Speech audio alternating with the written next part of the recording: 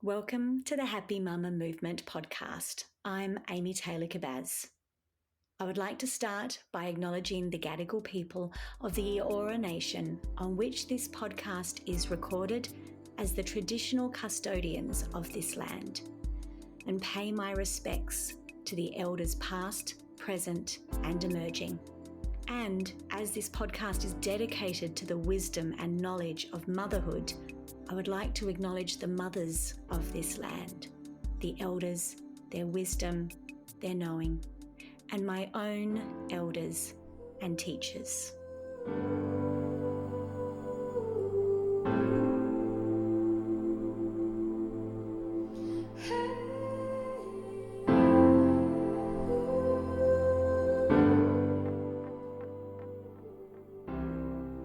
Welcome back, mamas.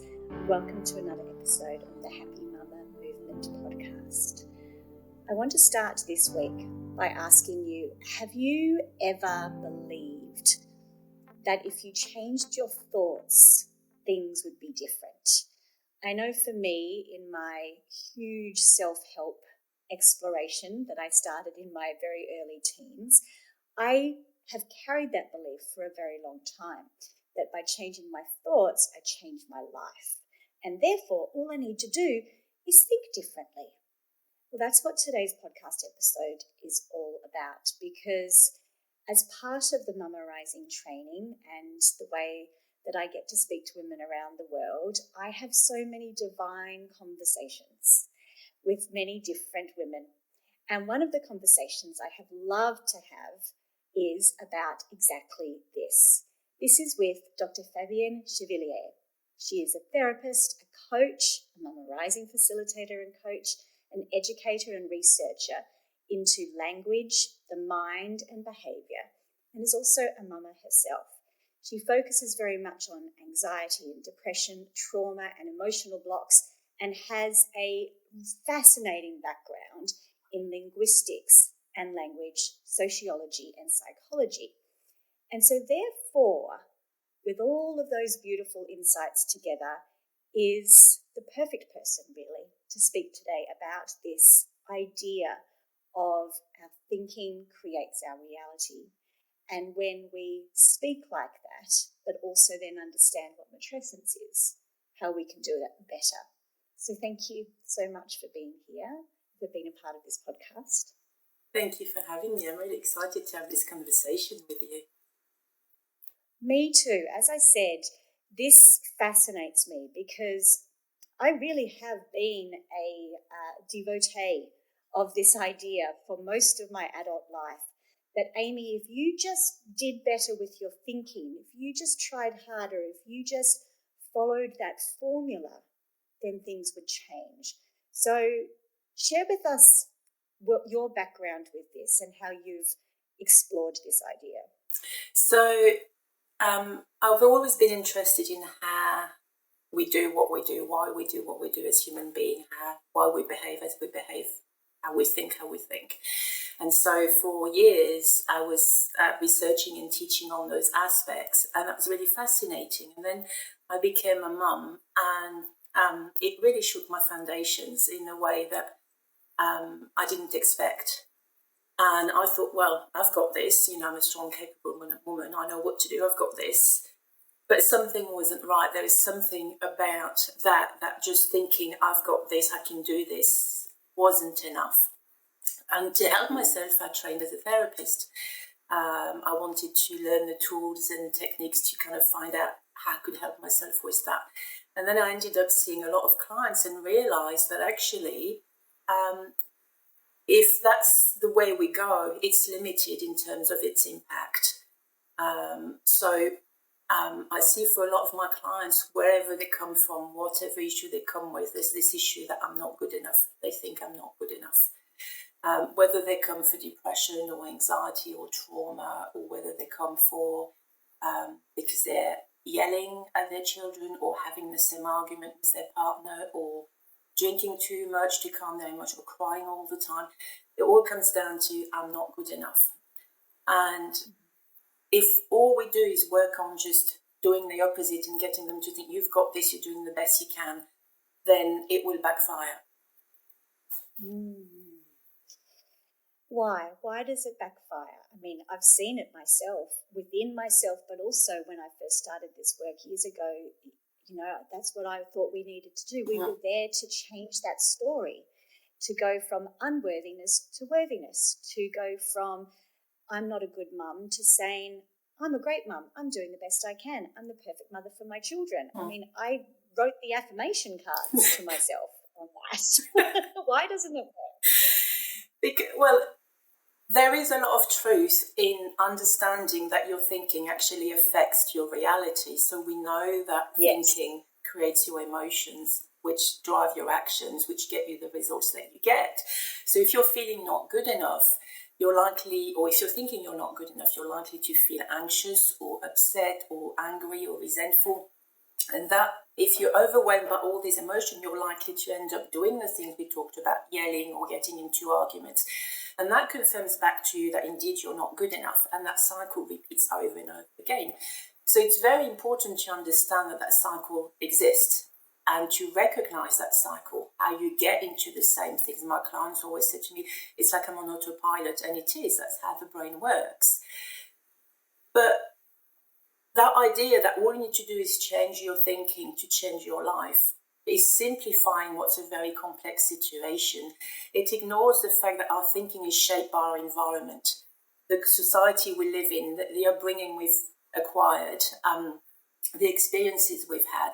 So as children, we grow up in a society that teaches us very subconsciously what it's like to be a good mum. And we don't question it, we just observe the fathers, the mothers around, the representation of motherhood in the media, in the movies, and we develop this idea being a great mum is somebody who's always happy, always enjoying every moment. It's got to be blissful.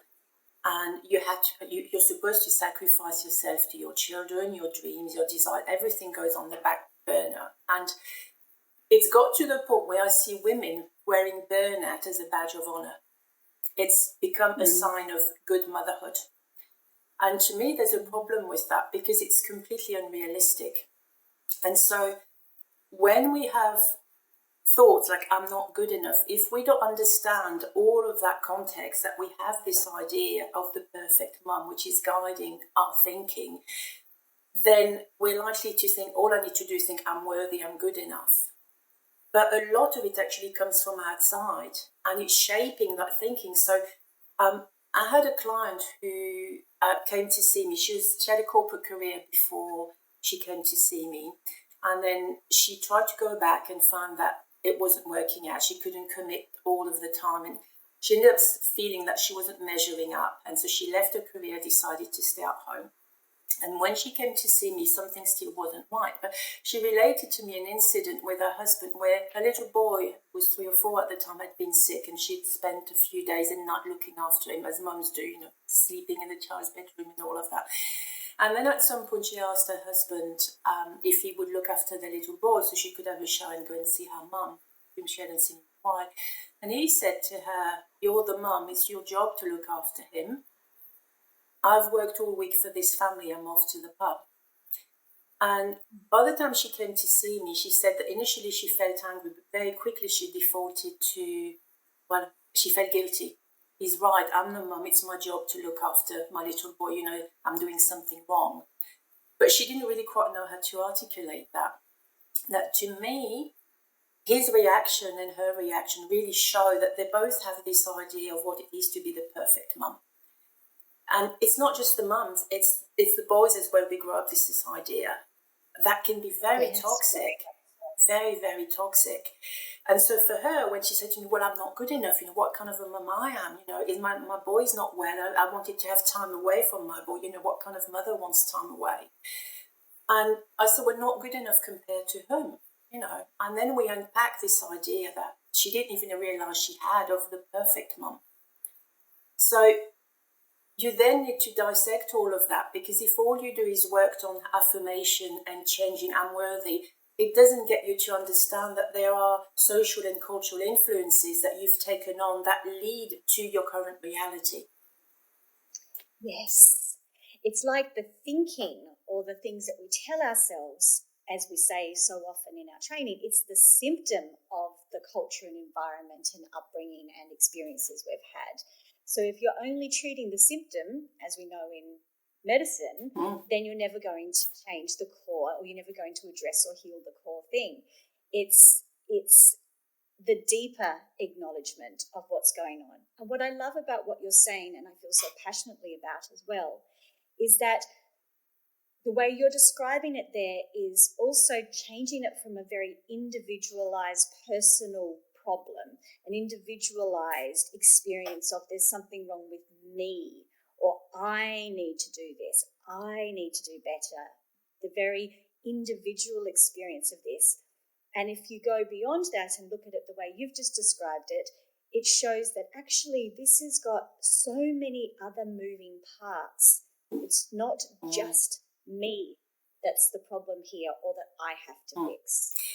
And that's exactly right. That's the problem, because if all your work is on the thought and try to adopt an opposite thought without understanding where it's coming from, at some point, and especially with motherhood, you'll find that things aren't working out because you're learning on the job. When you do something for the first time, you make mistakes. So there will always be something in motherhood that tells you that, oh, this is not right, or I could have done better.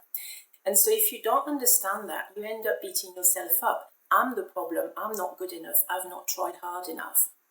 And this is this underlying issue in the kind of the trend in the coaching industry to say, if you just need to change your thought and your whole life will change. And basically it means that if your life hasn't changed, then you're the problem. You've not tried hard enough, or you've not thought the right way. That's right. And that's problematic, because then what people do is they suppress their emotions. They feel guilty, and then they suppress all of that, and then that comes back up in different ways, whether through yelling or arguing or eating or drinking, whatever it might be. When the problem actually is not you. The problem is that you're trying to live according to an image that's so unrealistic that no one could meet it. And my client, for example, she didn't realize that her leaving a job wasn't actually an actual decision that she made. It's like it wasn't possible to sustain a 14-hour day when you have a child.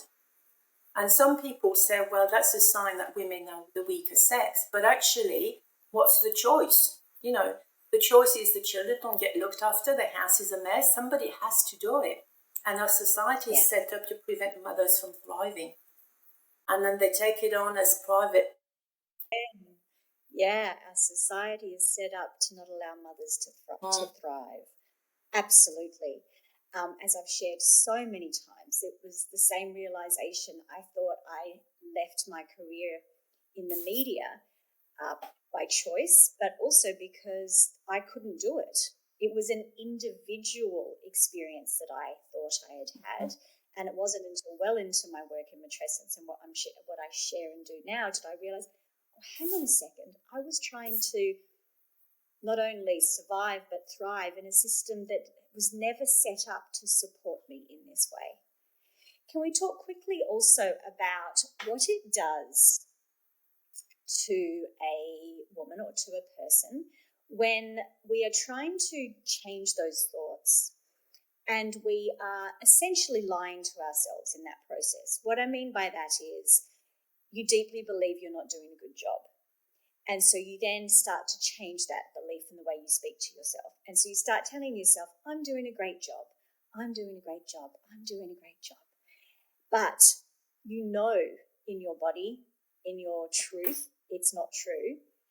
That has such a detrimental effect to feel like you're lying to yourself to try and fix this. Can you share with us what you understand about that? For me, what it shows is a reluctance to accept where you're at. And one of the things, I was having this conversation with some colleagues only last week, I make space for the person to express to me their reality, so I can meet her where she's at. Because there's no point in me saying to you, your life will change when you change your thinking, if you're not at that place yet. And so you need to recognize what your reality is.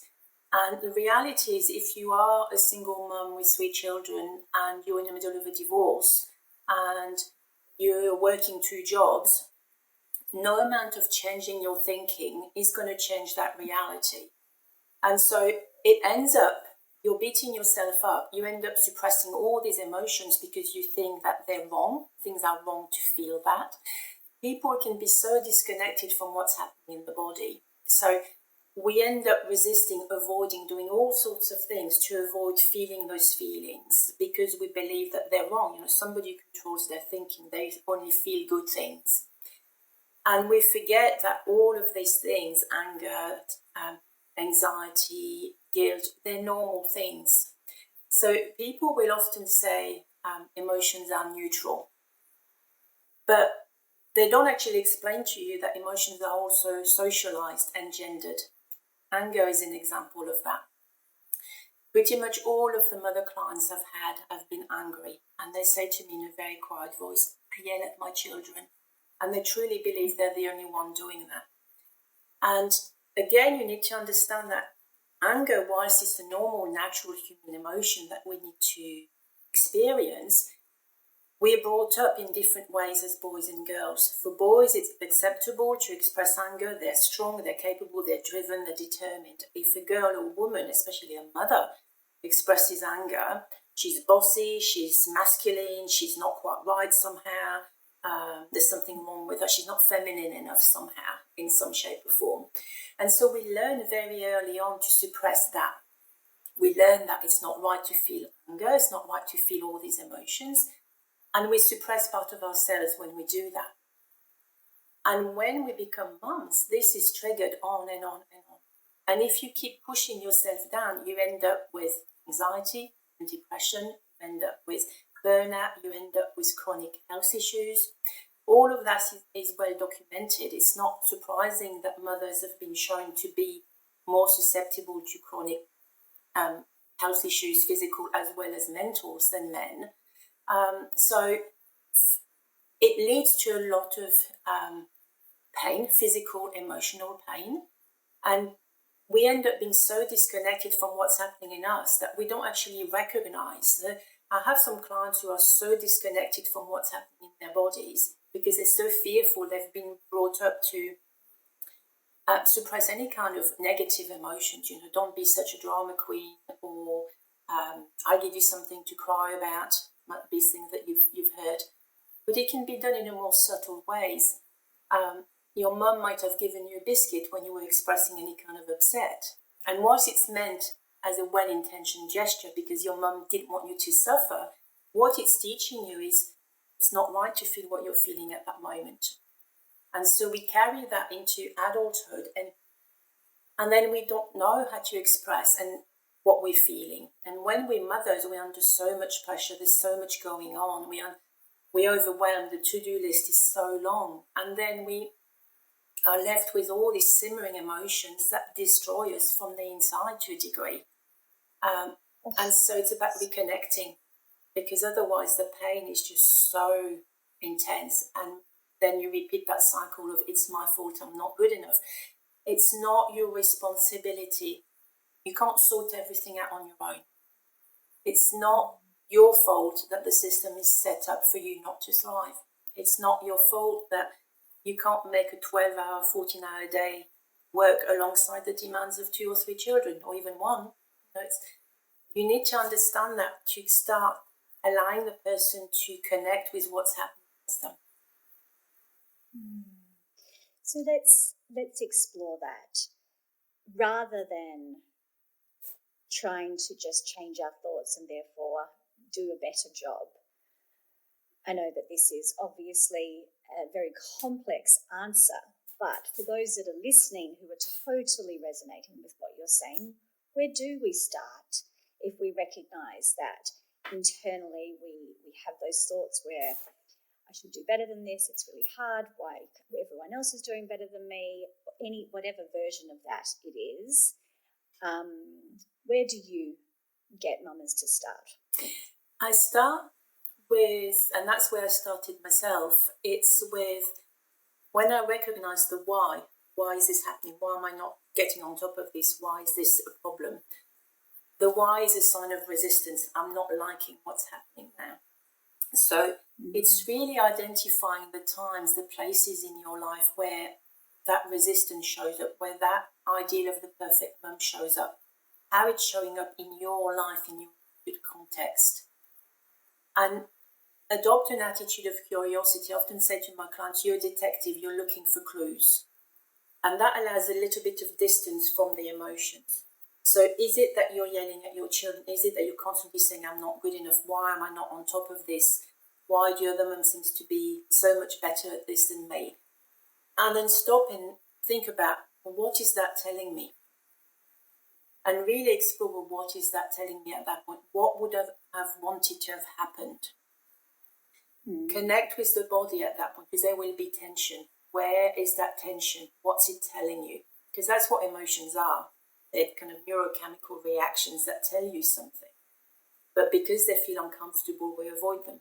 But sitting with them and saying, okay, what's happened in that particular situation? And then think, well, what did I need at that point? Instead of what I did get, what did I need at that point? So let's say that the children haven't been listening, and for the 20th time you've asked them to do something, and they're yelling and they're screaming, and you've had your full work day and you've come home and you're exhausted and they're not following through, which every mum will understand. Yes, every mum has just gone, and you end up snapping or yelling because you're just so overwhelmed. When you are calmer, explore that. What did I need then? And often you'll get things like, I needed to be heard, I needed to be listened to, I needed to feel that my voice mattered. And so you explore that. Why is that important to you? You keep going down that route. Why is that important to you? Being heard, being listened to, until you feel that your body is starting settling. Think, yes, I want to be heard. And then, well, how can I get that? So you start exploring the ways that you can get the thing that the emotion is pointing to. But to do that, you have to connect with what's happening and notice how it feels in the body and what it's telling you.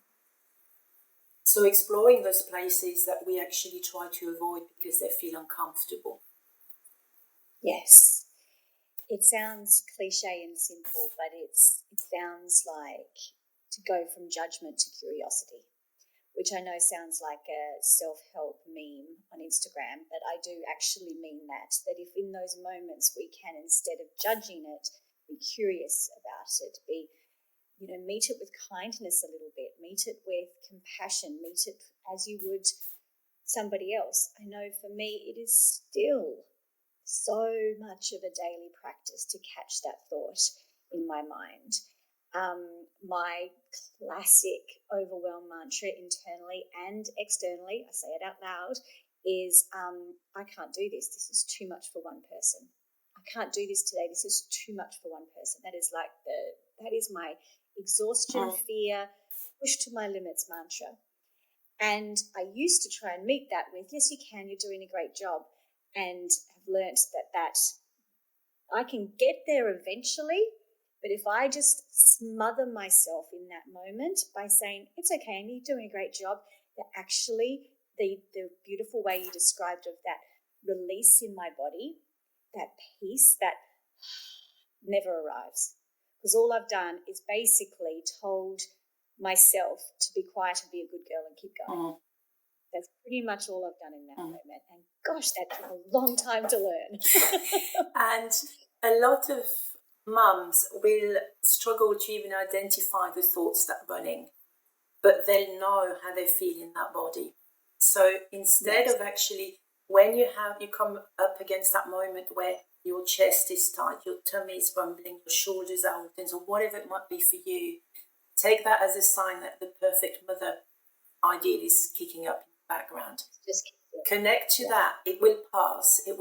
Just become curious about, okay, that feels that way. That doesn't feel quite. And actually, when you start connecting into it, it starts to dissipate a little bit.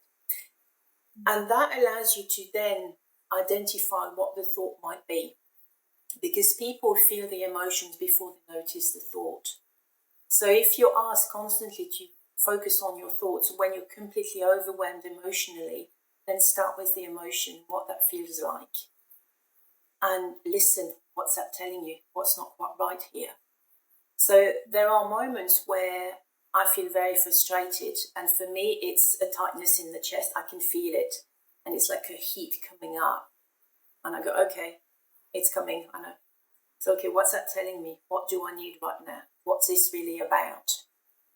And if I allow myself to explore that, then I know, well, I'm exhausted and I can't deal with this bedtime routine right now. I just need some rest or whatever it might be. And then how can I get that? And it's listening and actually taking steps. And I've learned that the discomfort will ease. I used to fear it. The chest is so tight. It's up here in your throat. And now I know that it will pass. And that if I listen to it, it's telling me what I need to be doing at that moment. Not what I should be doing according to the perfect mother thing, but what I need right now. And if the bedtime is 20 minutes later, so be it, Exactly. Whose rules are those? Because that model of the perfect mother, we've not chosen. So many mums, they beat themselves up against it, against that wall constantly, and they don't realise they've not chosen any of it. Yeah.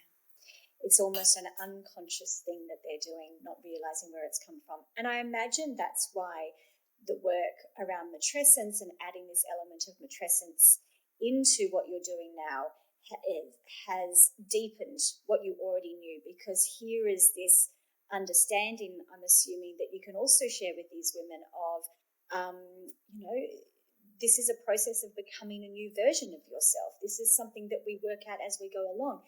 This isn't just a natural, just because you were born female and you pushed a baby out or had a baby, that you automatically need to know what to do and do it perfectly every single time. Is that what this gift of matrescence has given the work that you do? It was interesting for me because a lot of my work on sociology was about identity and how we shape who we are in the real world and that sort of stuff. And when I became a mum, I wasn't prepared for that identity. And like a lot of mum, I felt, well, I'm just going to go back and do what I did.